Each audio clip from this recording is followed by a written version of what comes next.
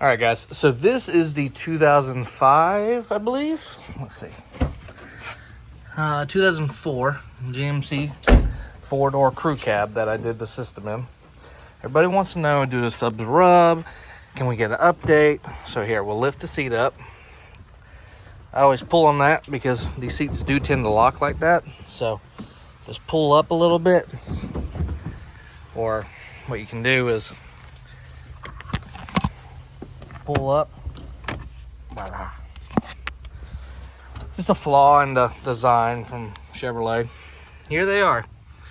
So there's a little imprint, not much, honestly. These are the VDs. And they are doing just fine. Like I said, this is the ported box, so it has ports here. Now, some people were asking about the jack stand location, and this one was already removed, but you do break it off or cut it off, whatever you want to do, but that's what you do in this situation. As you can see, there is a little bit of rubbage on here, but no damage at all. So, and it sounds great. The owner's very happy.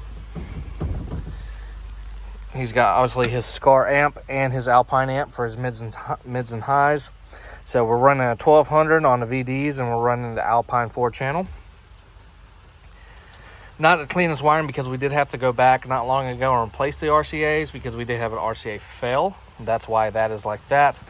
But we do plan on replacing the RCAs. So once that happens, we're going to clean it up. And like I was saying earlier, it is pouring down rain. So let me go ahead and get this backup camera installed. If you have any questions, guys, go ahead and comment below.